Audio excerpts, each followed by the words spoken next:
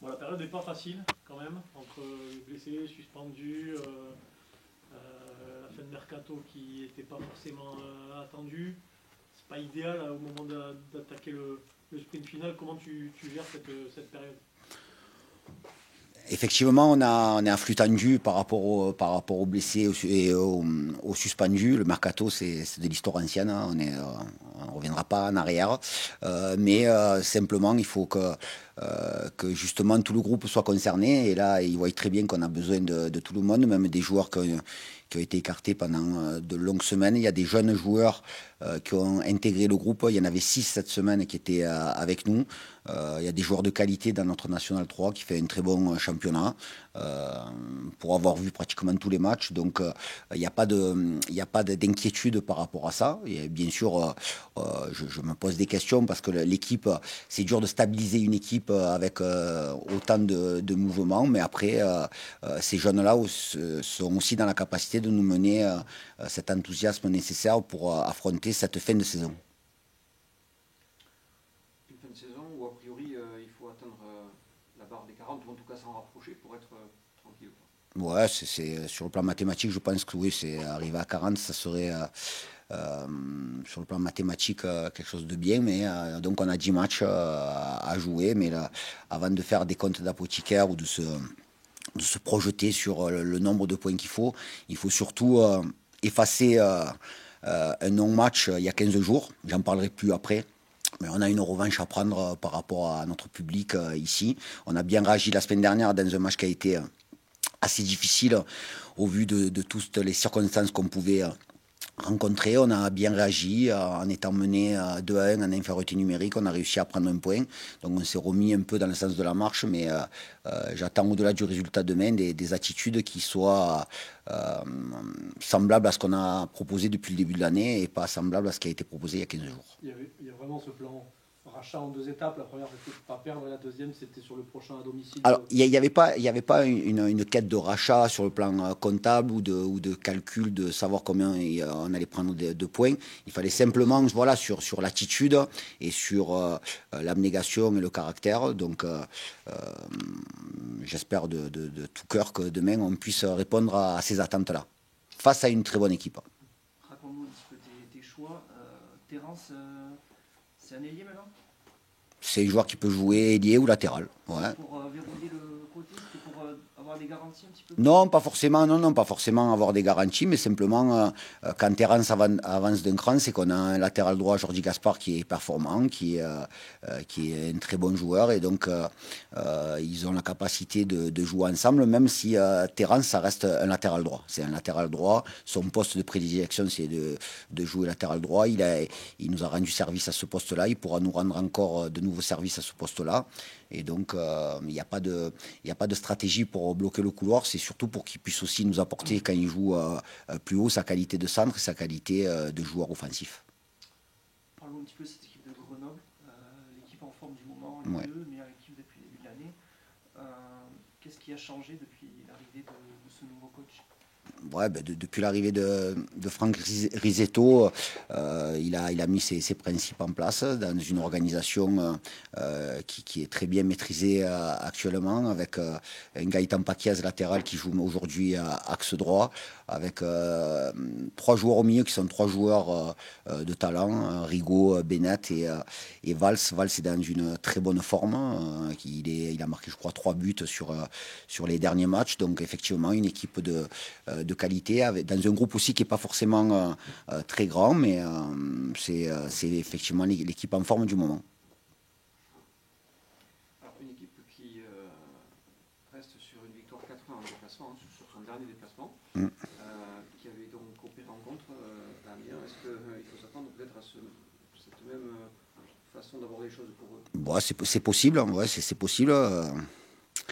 Il faut par rapport à ça, on soit aussi en capacité de mettre du rythme quand on a le ballon, mais de toujours rester équilibré et solide. Oui, c'est une équipe qui peut jouer en transition, mais pas que. C'est une équipe qui est capable de maîtriser le ballon, de partir de son camp pour mettre en difficulté l'adversaire. Donc, Oui, une équipe difficile à manœuvrer actuellement. Alors, vous avez souligné le fait qu'il y avait beaucoup de mouvements dans notre équipe. Donc, moi, je reste focalisé sur les mouvements qu'il y a dans notre équipe et les connexions à établir cette semaine pour pouvoir être performant demain soir.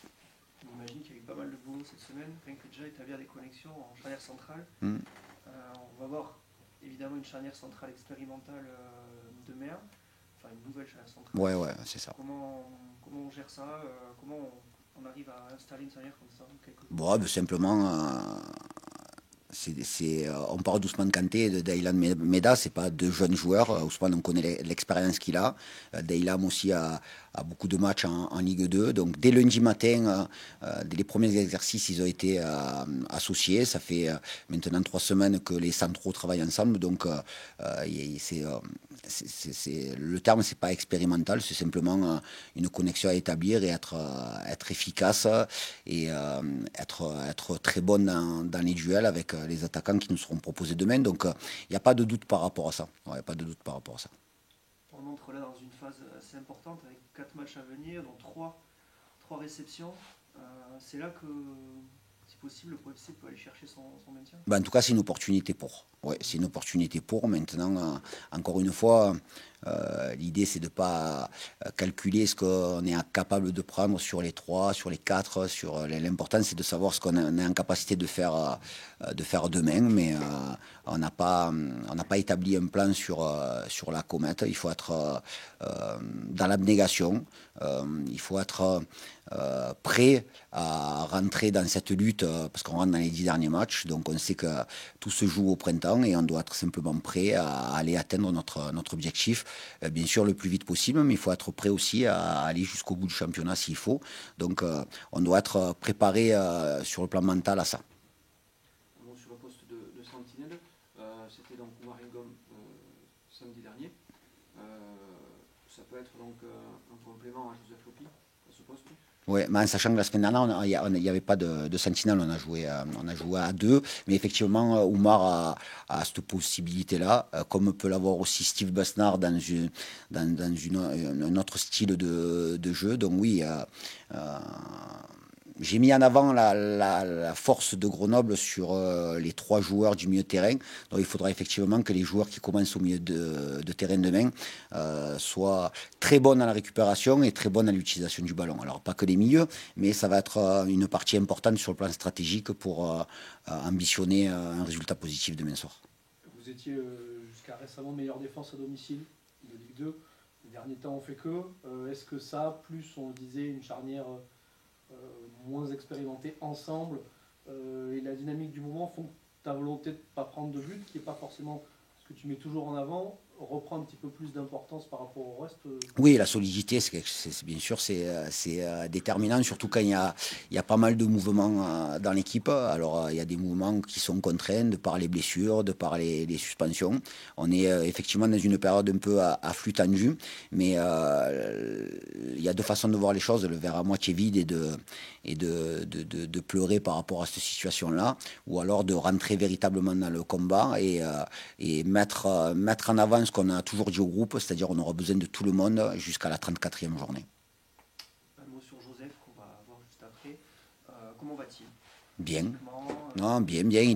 Il était un peu en quête de rythme à son arrivée, mais maintenant ça fait 3 semaines qu'il est là. Il a joué contre Rodez où il a un peu poussé pour jouer parce qu'il a fait un essai jusqu'au dernier moment. Mais là, ça fait 10 jours qu'il est bien. Il a fait une bonne rentrée la semaine dernière. Il a fait une bonne semaine de travail. C'est un joueur d'expérience, donc c'est un joueur qui va être déterminant pour nos 10 derniers matchs. Bonjour Joseph, est-ce que déjà tu peux nous parler de tes premières semaines à Pau? Premières semaines se sont bien passées, j'ai été très bien accueilli. C'était un petit peu dur physiquement les premières séances parce qu'il fallait s'adapter à un nouvel environnement, un nouveau système de jeu avec des nouveaux joueurs.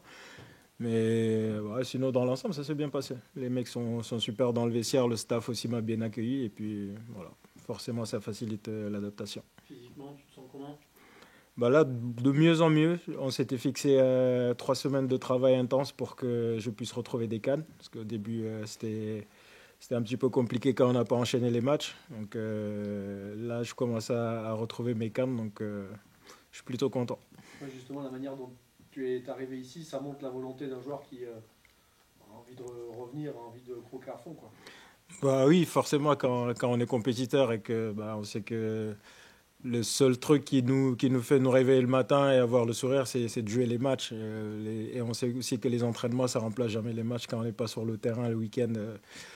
C'est pas simple, donc venir ici retrouver le terrain d'entrée, forcément ça redonne le sourire, ça redonne envie de retrouver son niveau vite et son état de forme pour apporter sa pierre à l'édifice. Il a fallu que tu composes aussi avec quelques petites douleurs ou il y a eu quelque chose aussi là au deuxième match là. Oui, j'avais 2-3 petites gênes, mais ce qui était normal et ce à quoi on s'attendait aussi, parce que voilà, quand j'arrive comme ça, on pousse sur les premières semaines, il faut pousser un peu plus que les autres pour retrouver ses cannes un peu plus rapidement. Mais il n'y avait rien de bien méchant et le staff a très bien géré parce que je suis un peu une tête de mule, j'ai toujours envie d'y aller et de foncer, donc ils ont bien géré la situation pour que tout se passe bien. Alors, du coup, tu es fin prêt pour essayer d'avoir un premier succès sur tes nouvelles couleurs? J'ai hâte. j'ai hâte parce que quand on arrive quelque part, forcément, on a envie d'aider, on a envie de pousser, d'aller forcément vers la victoire. Donc j'espère que ce week-end, ça sera le cas. Un mot sur cet adversaire grenoblois, qu'est-ce qu'on peut en dire? C'est une très bonne équipe. Ça fait quelques années quand même que Grenoble est pas mal et sur une belle continuité. Donc c'est une équipe assez homogène où il y a des très bons joueurs. Donc, Pau aussi, il y a des très bons joueurs. Donc, à nous de continuer à être solides à domicile, comme ils l'ont été depuis le début de saison. Je pense que si on est solide et qu'on continue à jouer les uns pour les autres, comme on l'a fait sur pas mal de matchs, même avant que j'arrive, je pense qu'on a nos chances. On a nos chances et voilà, on va les regarder droit dans les yeux et nous, on va jouer notre partition pour prendre les 3 points. Le coach a parlé de leur qualité, notamment en milieu de terrain. Il a ciblé le milieu de terrain comme une des clés du match. Qu'est-ce que tu peux nous en dire, toi, puisque tu es milieu de terrain? Je l'ai toujours pensé. Je pense que une équipe s'articule surtout au niveau de son milieu de terrain. Quand on a un bon milieu de terrain, pour moi, c'est les poumons, c'est le cœur de l'équipe. Et si tout s'articule au milieu, forcément, on aide, que ce soit défensivement ou offensivement. On est un petit peu, entre guillemets, les chefs d'orchestre aussi. Donc, voilà, quand on gagne la bataille du milieu, souvent, on a un peu plus de chances quand même de remporter les matchs. C'est où qui est le plus à l'aise, toi? Honnêtement, je suis plus à l'aise en 6. Après, sur le terrain, j'ai joué les 11 postes, en Ligue 2, même gardien. J'ai eu à jouer gardien quand notre gardien a pris un rouge. Donc non, c'est... Ouais, je suis plus à l'aise au milieu quand même. Je suis formé au milieu 6-2, mais je sais jouer aussi sentinelle comme je peux jouer 8. Donc j'ai pas de problème particulier à m'adapter à un poste au milieu terrain, forcément. Après les autres postes, je peux te dépanner, mais là où je suis le plus à l'aise quand même, c'est au milieu terrain. Et défense centrale? J'ai beaucoup joué défense centrale. Avec Omar Daf à Sochaux, j'ai pas mal joué, même à Orléans à un moment donné. Je crois que sur un match, le coach il m'avait mis pour dépanner. J'ai dépanné et il m'a enchaîné pas mal de matchs derrière, mais je déteste. J'aime pas jouer derrière. Non, si je dois le faire pour mon équipe, je le ferai comme il faut, mais si on me laisse le choix, j'irai pas. On disait avec Nico, on est à 10 journées de la fin. Le maintien du POFC n'est pas encore acquis. C'est l'objectif martelé par le club. Est-ce que tu sens, comment tu sens le club au moment de ce dernier sprint maintenant?